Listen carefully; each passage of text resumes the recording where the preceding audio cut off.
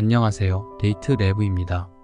이번 동영상에서는 이별 후에도 전 연인을 잊지 못하고 꼭 돌아오는 MBTI 유형 탑3를 알아볼까 해요. 헤어졌음에도 불구하고 매일 전 연인을 생각하며 다시 함께하고 싶어하는 마음, 여러분도 느껴본 적 있으신가요?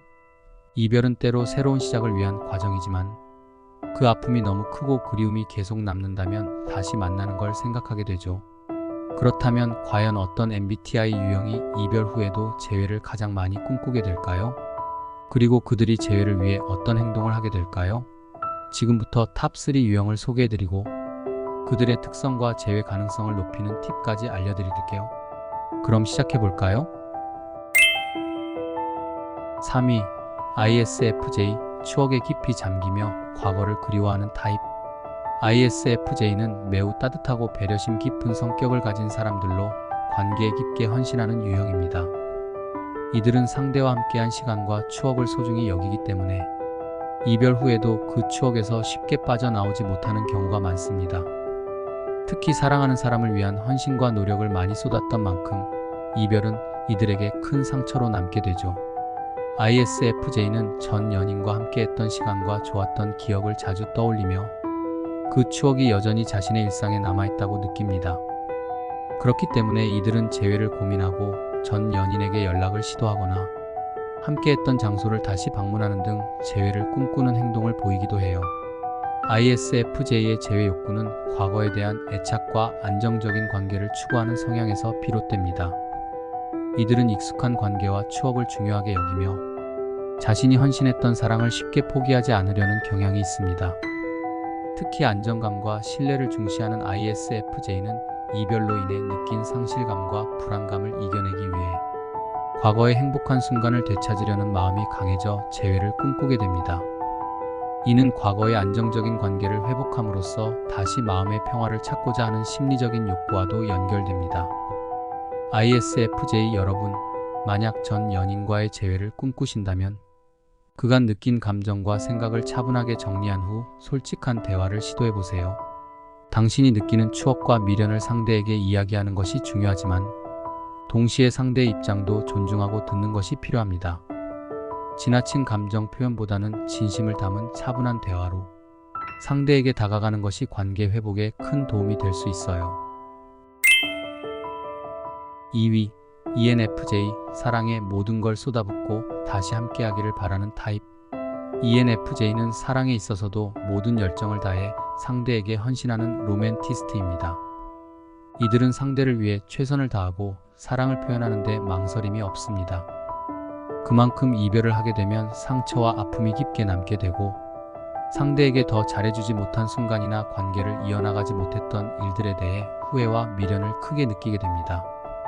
ENFJ는 전 연인에게 끊임없이 관심을 두고 그들이 어떻게 지내는지 궁금해하며 SNS나 주변 지인을 통해 전 연인의 소식을 알아보기도 합니다.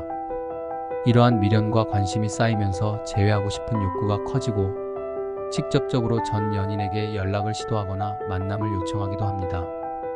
ENFJ의 재회 욕구는 상대와의 관계에 대한 깊은 애착과 책임감에서 비롯됩니다. 이들은 사랑하는 사람을 위해 최선을 다하고 그들이 행복해지길 바라는 마음이 강해요. 이별 후에도 전 연인이 행복하지 않다면 다시 함께함으로써 그들의 행복에 기여하고 싶은 마음이 생깁니다. 또한 ENFJ는 관계를 조화롭게 유지하고 싶어 하기 때문에 이별로 인해 느껴지는 불협화음이나 상처를 치유하고 다시 균형 잡힌 관계로 돌아가고 싶어 합니다.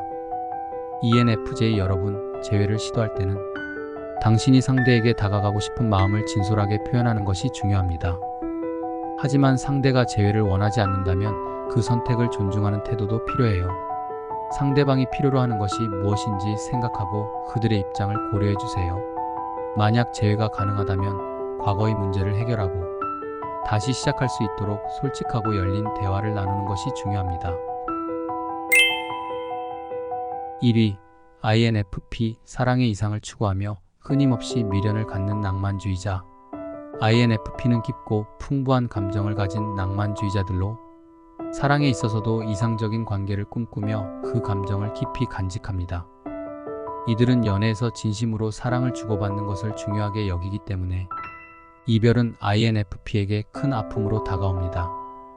이별 후에도 상대와의 감정을 계속 마음속에 간직하며 그리움과 미련으로 인해 상대를 잊지 못하고 매일 생각하곤 합니다.